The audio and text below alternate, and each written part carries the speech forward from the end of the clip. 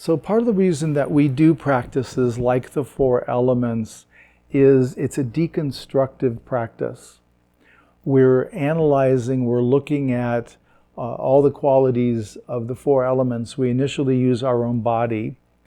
And one of the primary identities that we have, self-identity, is the body.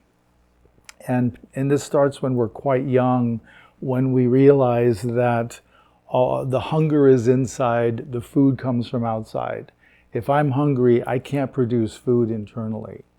When I need something, it's got to come from the outside. And that begins this understanding that, okay, everything from this skin, this body boundary in, that's me. Everything outside of it is other. And so that starts also the duality of self and other. And so part of what the four elements does is it begins to break down some of the concepts that we hold ourselves to be by finding the four elements in our body and sitting with them to beneath the conceptual level gives us that direct contact with the quality, and it somehow lets us soften our self-identity. There's a way it just makes it looser, more permeable, not quite as fixed, which is how it's designed. And the great thing about four elements too is we can have a sort of a transcendent benefit by relaxing these kind of rigid rules about ourselves. But it has a very practical effect. If we're within the water element is flow, and within the earth element is softness, and if we're having back pain and muscle tension, we can sometimes bring awareness to that, and if we've been in contact with those qualities, softness and flow, we can recognize those qualities in that tight muscle. And sometimes that will loosen things and the flow will start.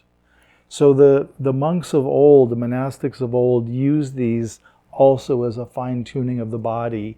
They didn't really obsess about the body, but if something was getting in the way, if there was body pain getting in the way, then they would attend to it with the four elements and then come back to whatever practice. So it has that benefit too. I want to just let you know about so you can experiment if that comes up for you at all. The one thing I'll say about the four elements is that traditionally how it's practiced is you work with them in a certain sequence. In the earth element, you start with hardness, roughness, heaviness, and then you do softness, smoothness, lightness. I found when I did it, it was real clunky to work with that way. And I found if I paired the opposites, like hardness, softness, it was a lot easier, because if you find hardness in your body, bones, teeth, nails, then everything else in your body is soft. So when you find the other, it's almost like you find the flip side.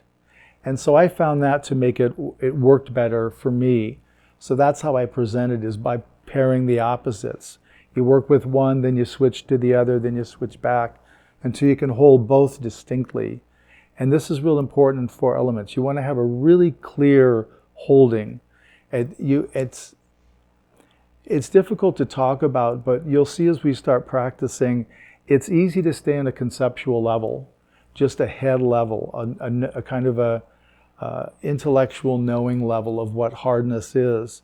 But once you get to the felt sense of it, once you get to what, I know what hardness is, but I don't have words for it. That's when you're getting to the non-conceptual, where you can feel it. And I know what it is, but I can't come up with language for it. So again, I just want to put these out there so you're aware of them now. I'll be repeating all this over the course of the time together.